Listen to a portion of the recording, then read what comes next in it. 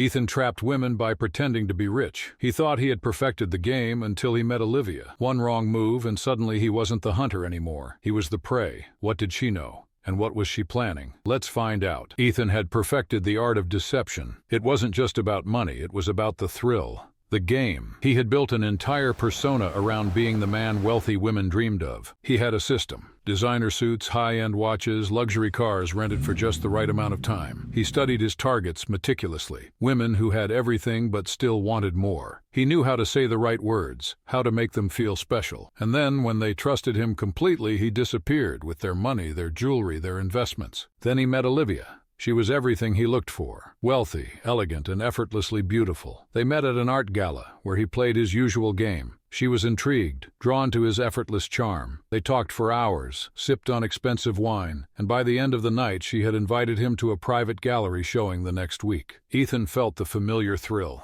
This was going to be his best con yet. The next few weeks were perfect. Lavish dinners, weekend getaways to countryside estates, whispered conversations on rooftop terraces overlooking the city. Olivia fell fast. He could see it in the way she looked at him. She trusted him. He was patient, careful. He knew the right moment would come. It always did. But Olivia wasn't like the others. One evening they were in her penthouse, drinking wine by the fireplace. The city lights shimmered through the floor-to-ceiling windows. She leaned forward, eyes locked onto his. "I know who you are," she said, her voice almost playful. Ethan laughed. "Who am I then?" She placed a file on the table and Ethan picked it up hesitantly. His stomach clenched the moment he saw the first page. Bank records, aliases, police reports. His entire life laid out in perfect order. His heart pounded, but he kept his face unreadable. "You've been doing your homework." "I always do," she said, swirling her wine glass. "You steal.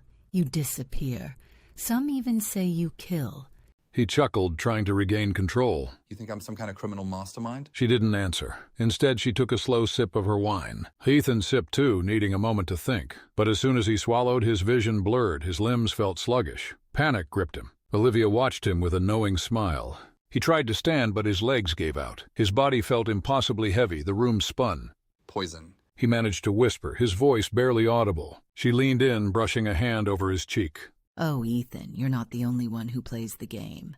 His vision darkened. The last thing he saw was Olivia watching him, amused, as if she had been waiting for this moment all along. When Ethan woke up, he wasn't in the penthouse. He was in a dimly lit warehouse, his wrists bound to a chair. His head throbbed and his throat was dry. A slow clap echoed through the space. Olivia emerged from the shadows, her expression unreadable. "I have to admit, you were good," she said. "but you got greedy. You thought no one could touch you." Ethan forced himself to stay calm. "If you wanted me dead, I'd be dead." She smiled. "That's right. I don't just take revenge, Ethan.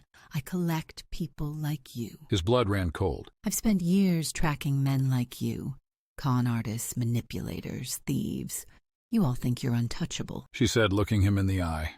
"but the truth is, you're just another piece on my board." Ethan clenched his jaw. "What do you want?" "To watch you tremble." And then she walked away, leaving him alone in the warehouse. By morning he was gone, just like the women he had fooled before. But this time he wasn't the predator. He was the prey.